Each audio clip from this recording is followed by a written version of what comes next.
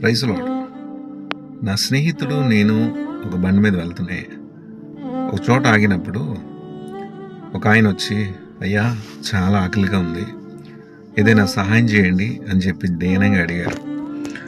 అప్పుడు నా స్నేహితుడు వెంటనే ఒక 100 రూపాయలు తీసి ఆయనకి ఇచ్చి, సరే మంచి భోజనం చేయండి అని చెప్పి ఇచ్చారు. ఇచ్చిన తర్వాత ఆయన యథావిధిగా మేము వెళ్ళిపోయిన తర్వాత రిటర్న్లో వస్తున్నప్పుడు నా స్నేహితుడు ఒక సంఘటన చూశాడు. ఏంటి ఆ సంఘటన అంటే, ఎవరికైతే సహాయం చేశాడో, ఎవరికైతే 100 రూపాయలు ఇచ్చాడో ఆయన సిగరెట్లు కొనుక్కొని తాగుతున్నాడు అక్కడ ఆ ప్రదేశంలో.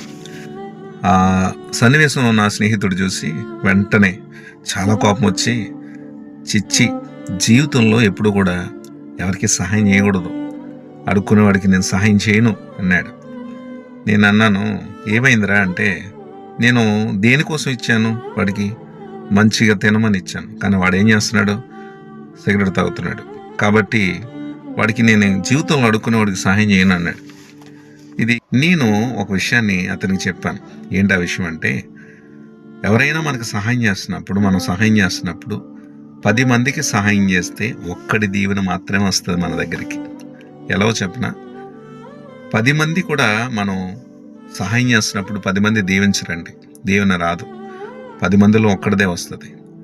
చూడండి, మనము ఎప్పుడైనా ఒక కుటుంబంలో ఈవెంట్ ఎవరినైనా మనం బంధుమిత్రులందరినీ పిలుస్తాం, అందరికీ ఒక మాట చెప్తాం. ఏమనో తెలుసా, మా బిడ్డలను దీవించండి, మా కుమారుని దీవించండి, మా పిల్లలను దీవించి వెళ్ళండి అని చెప్తారు. కానీ వారందరూ దీవిస్తారా అంటే అందరూ దీవించరు. ఎవరు దీవిస్తారు, ఎవరు దీవెన వస్తుంది అంటే, ఎవరి ఆకలి బాధతో ఉంటారు, ఎవరు మనస్ఫూర్తిగా మనసారా ఆకలి బాధతో ఉండి వస్తారో వారు నిజంగా దీవిస్తారండి.